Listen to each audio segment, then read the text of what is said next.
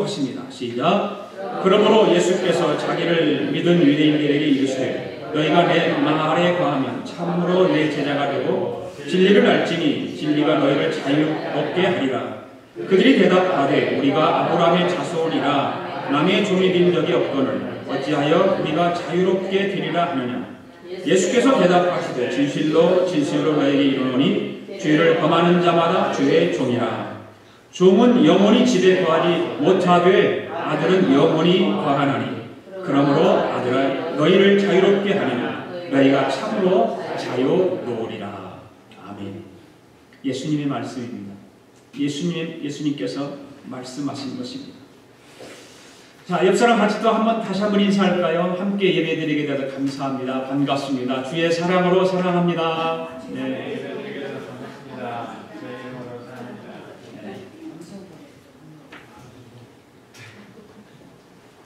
인사하는 것도 우리가 습관적으로 이렇게 하셔야 돼요. 주일 만나면 반갑게 인사하고, 그래서 안부를 묻고 또 예배를 드리면서 기쁨을 예배 드릴 수 있도록 그렇게 하셔야 됩니다.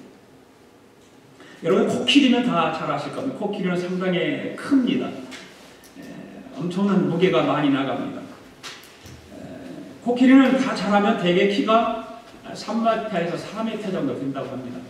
키가 3m에서 4m 정도 되고 코에서 코끼리 길이가 얼마 정도 될까 생각해보면 그 기록을 보니까 7m래요. 코 끝에서 귀 끝까지. 그래 코끼리가 상당히 그러니까 길죠. 코 끝에서부터. 몸무게가 얼마나쯤 될까? 몸무게. 여러분들 상상 한번 해보세요. 얼마쯤 될까요? 코끼리 무게가. 자그마치 5톤입니다. 5톤. 맞췄어요? 5톤. 5톤이 넘는다. 그 정도의 자란 코끼리가 한 번에 들어 올릴 수 있는 무게는 얼마 정도 될까요? 그 코끼리가 한 번 들어 올릴 수 있는 무게는 얼마 정도 될까요? 자그마치 500kg를 들어 올릴 수 있답니다. 한 번에 코끼리가. 그래서 야생에서 코끼리는 웬만한 작은 나무 정도는 그냥 땅에서 통째로 뽑아버리는 그런 힘을 가지고 있다고 합니다. 그래서 코끼리 잘못 건드리면 그러니까 무서운 거예요. 그래서 서커스단의 코끼리는 좀 이상해. 그런데 이상하죠. 서커스단의 코끼리들을 보면 참 온순하잖아요. 그 리더자가 시키는 대로 코끼리가 합니다. 그 거부가 그렇게 힘이 센 코끼리가. 그런데 그러면서 그 다 큰 코끼리가 말뚝에 그냥 묶여 있다는 것이죠. 얼마든지 말뚝을 뽑을 수 있는 힘을 가지고 있음에도 불구하고 그 말뚝에 꼭 묶여 있습니다.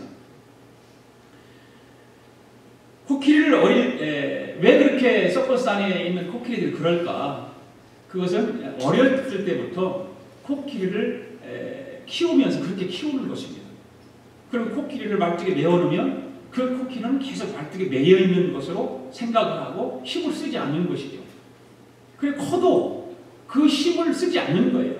쓸 줄 모르는 거예요. 그렇게 습관 들여왔고 그러기 때문에 어쩔 수 없이 그렇게 살아가는 것입니다. 그러면서 어려서부터 이제 그런 것들을 이제 다 포기해버리고 그렇게 하는 것이죠. 이런 일이 반복되면서 코끼리는 아예 말뚝을 뽑을 생각을 하지 않는 것입니다. 이렇게 자란 코끼리는 얼마든지 그것을 쉽게 뽑을 수 있지만 그 작은 말뚝에 매여 있는 것입니다. 사실은 말뚝은 코끼리가 어릴 때 그 몸을 묶어 두었지만 코끼리가 그 다 자라고 나면 무엇까지 묶어 놓냐면 그 마음까지 묶어 놓기 때문에 그런 것입니다. 몸체만 묶어 놓는 것이 아니라 이미 그렇게 자라면서 그게 커가면서 그 마음도 거기에 묶여버리는 것입니다. 쉽게 뽑을 수 있는데도 그 작은 말뚝에 그냥 매여 있는 것이죠. 따지고 보면 이것은 코끼리 문제뿐만 아니라고 하는 것입니다.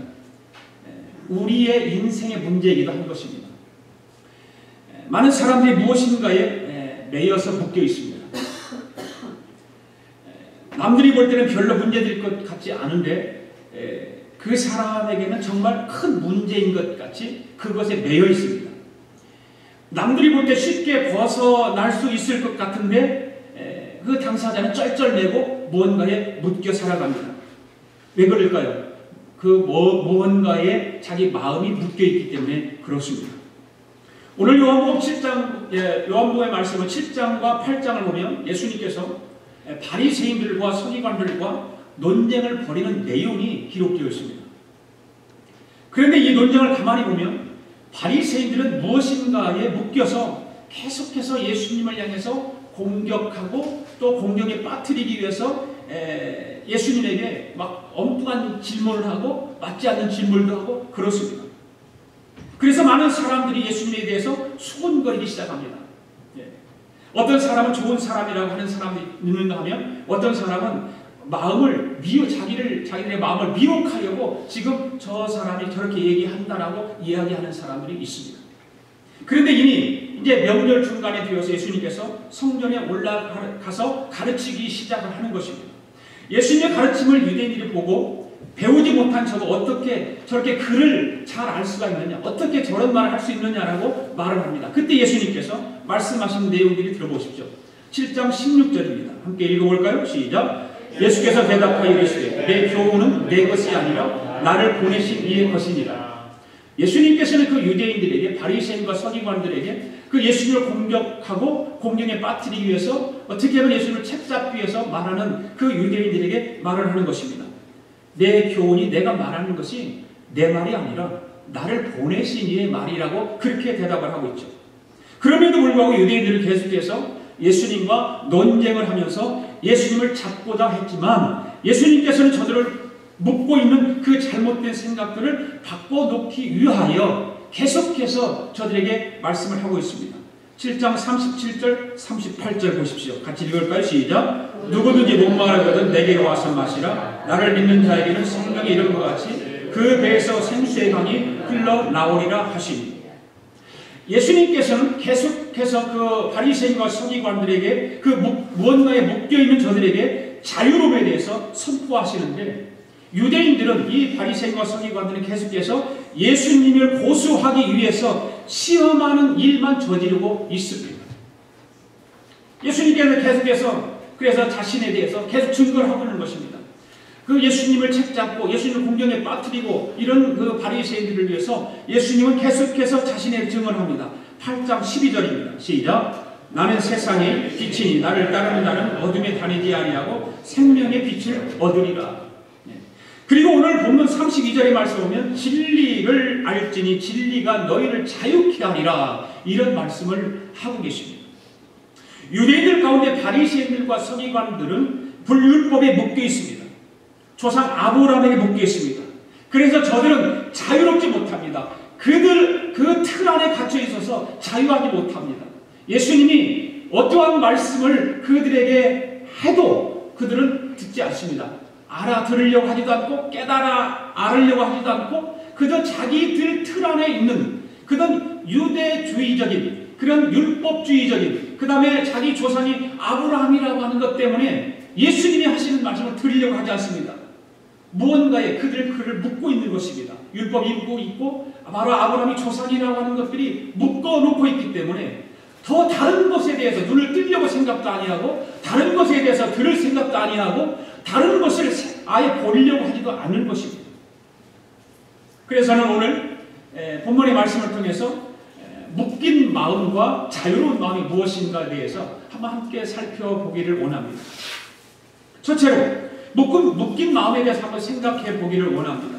자, 오늘 보면 33절 한번 읽어볼까요? 시작. 그들이 대답하되 우리가 아브라함의 자손이라 남의 종이 된 적이 없거늘 어찌하여 우리가 자유롭게 되리라 하느냐. 지금 바리새인들은 무엇에 묶여 있어요? 지금 묶여 있어요. 무엇에 묶여 있어요? 지금은 오늘 이 33절의 말씀에 보면 뭐예요? 아브라함의 자손이라고 하는 것에 묶여 있습니다. 아브라함의 자손인데 우리가 지금 아브라함의 자손인데 네가 뭔데? 당신이 뭔데? 이런 말을 우리에게 이야기하느냐, 우리를 설득시키려고 하느냐라고 하는 그런 뉘앙스가 깔려 있지 않습니까? 여러분, 많은 사람들이요, 현대를 살아가는 저와 여러분들도 마찬가지지만 무언가에 많이 묶여 있다고 하는 사실이에요.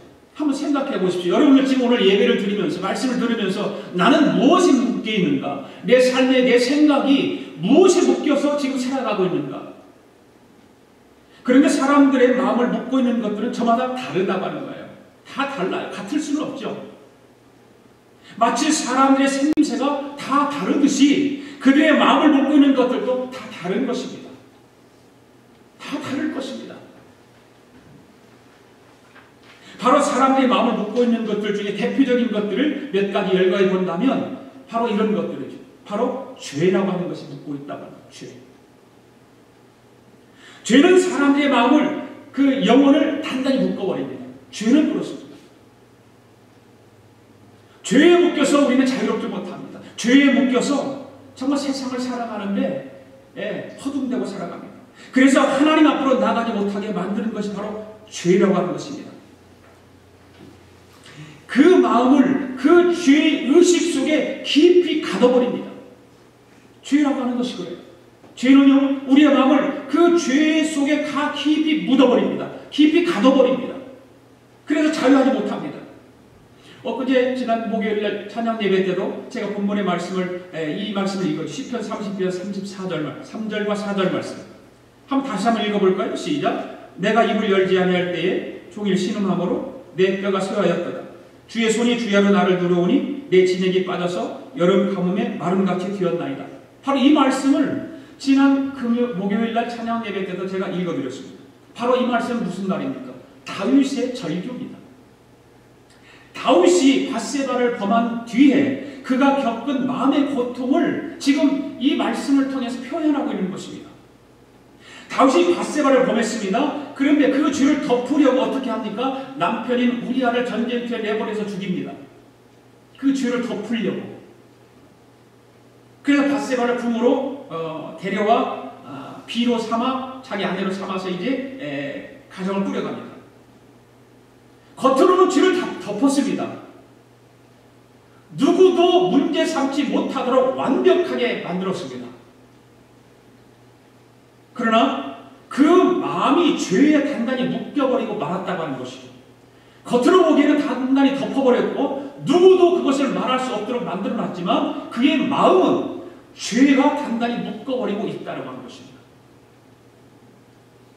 그것에서 그 죄에서 벗어나보려고 몸부림을 쳐봅니다. 그렇지만 허사합니다. 그래서 종일 신음하게 되었습니다. 마음이 황폐하게 되었다라고 고백하고 있는 것입니다. 그것 때문에 신음합니다. 그것 때문에 마음이 황폐되어서 고통스럽습니다. 오늘도요, 많은 사람들이 다윗처럼 그 마음이 죄에 묶여서 고통을 겪고 있는 사람들이 많이 있다고 하는 것입니다. 여러분들은 어떻습니까? 죄 때문에 마음의 고통을 겪는 일이 없습니까? 죄의식에 사로잡혀서 행복한 삶을 살지 못하는 사람들이 얼마나 많습니까? 바로 이런 죄의식 속에 사로잡혀서 행복한 삶을 살지 못하게 하고 내 삶을 방해하는 이 죄에 묶인 그 마음을 속히 풀어야 될 줄로 믿습니다. 우리는 또 한 가지 생각해 볼 것은 어떤 것이 사람들의 마음을 묶고 있는 것일까? 바로 욕망이라고 하는 것입니다. 욕망.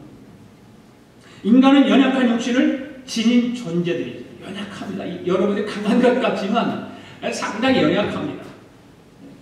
어쩔 수 없이 계속적인 욕구에 시달리며 살아갑니다. 그런데 언젠가 시간이 지나다 보면 그 욕구가 무엇으로 변질되냐면 욕망으로 변질된다는 사실입니다. 여러분, 욕구는 욕망과 다릅니다. 욕구는 통에 물을 가득 채우듯이 그를 채워주면 그것이 해소됩니다. 통에 물을 가득 채워주면 해소됩니다. 끝납니다. 그런데 욕망은 무엇과 같으냐? 바로 밑 빠진 독에 물 붓는 것과 똑같은 것입니다. 채워도 채워지지 않는 바로 그것이 욕망인 것입니다. 여러분들 마음은 어떻습니까?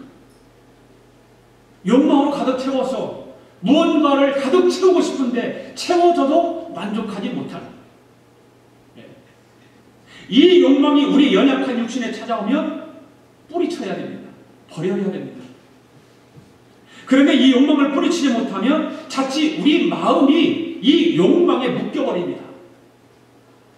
죄에 묶이고 욕망에 묶여버립니다. 일단 마음이 욕망에 묶이게 되면 욕망이 내 마음을 지배하게 됩니다. 그래 욕망이